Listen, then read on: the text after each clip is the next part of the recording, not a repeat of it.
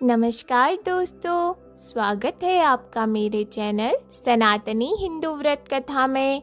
आज हम जानेंगे माघ मास के शुक्ल पक्ष को आने वाली चतुर्थी विनायक चतुर्थी की व्रत कथा के बारे में। गणेश चतुर्थी प्रत्येक मास की कृष्ण पक्ष और शुक्ल पक्ष की चतुर्थी को मनाई जाती है।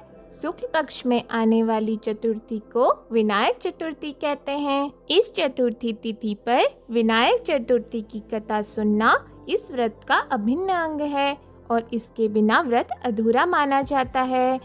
जो लोग व्रत ना भी करें उन्हें कथा अवश्य सुननी चाहिए, क्योंकि यह कथा सुनने से गणेश जी की कृपा प्राप्त होती है और व्यक्ति के सभी दुख दूर होते हैं। तो आइए शुरू करें आज की व्रत कथा।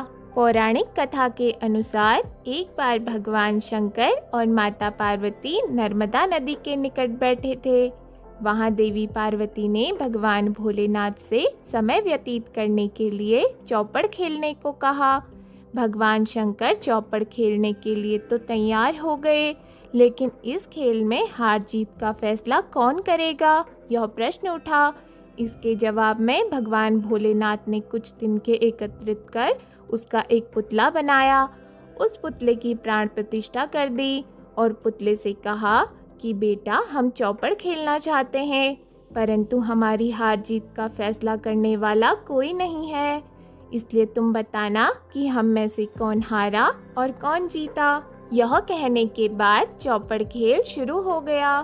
खेल 3 बार खेला गया और संयोग से तीनों बार माता पार्वती जी जीत गई। खेल के समाप्त होने पर बालक से हार जीत का फैसला करने के लिए कहा गया, तो बालक ने महादेव जी को विजय बताया।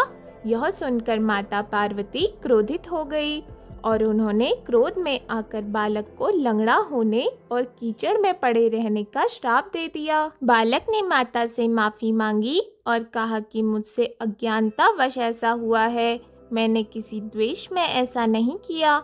बालक की क्षमा मांगने पर माता ने कहा कि यहाँ गणेश पूजन के लिए नाग कन्याएं आएंगी, उनके कहे अनुसार तुम गणेश व्रत करो, ऐसा करने से तुम मुझे प्राप्त करोगे। यह कहकर माता पार्वती भगवान शिव के साथ कैलाश पर्वत पर चली गई। 1 साल बाद उस स्थान पर नाग कन्याएं आई।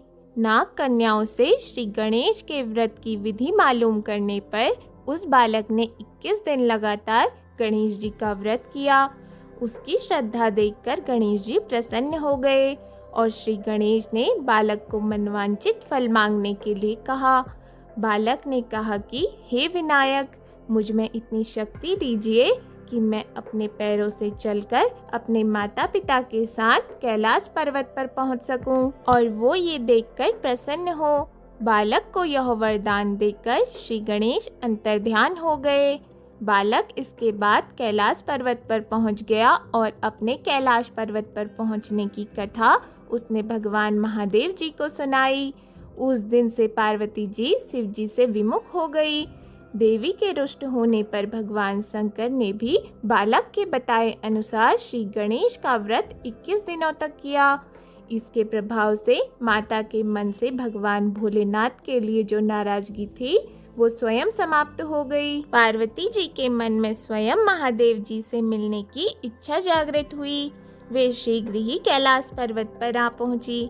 वहां पहुंचकर पार्वती जी ने शिव जी से प्रश्न पूछा, भगवान, आपने ऐसा कौन सा उपाय किया है जिसके फलस्वरूप मैं आपके पास भागी भागी आ गई हूँ। शिव जी ने गणेश व्रत का इतिहास उनसे कह दिया। यह व्रत विधि भगवान शंकर ने माता पार्वती को बताई। यह सुन माता पार्वती के मन में भी अपने पुत्र कार्तिकेय से मिलने की इच्छा जागृत हुई। माता ने भी 21 दिन तक श्री गणेश व्रत किया और दूर्वा, पुष्प और लड्डुओं से श्री गणेश जी का पूजन किया। व्रत के 21वें दिन कार्तिकेय जी स्वयं माता पार्वती से आ मिले। कार्तिकेय जी ने यही व्रत विश्वामित्र जी को भी बताया। विश्वामित्र जी ने व्रत करके गणेश जी से जन्म से मुक्त होकर ब्रह्मा ऋषि होने का वर मांगा। गणेश जी ने उनकी मनोकामना पूर्ण की। इस प्रकार श्री गणेश जी के चतुर्थी व्रत को मनोकामना व्रत भी कहा जाता है।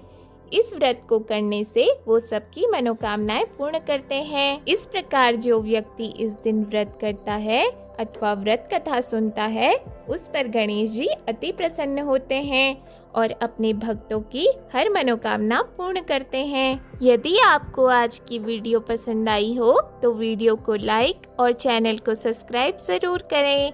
ऐसे ही व्रत से संबंधित तथा व्रतों की कथा सुनने के लिए हमारे चैनल को जरूर सब्सक्राइब करें। धन्यवाद।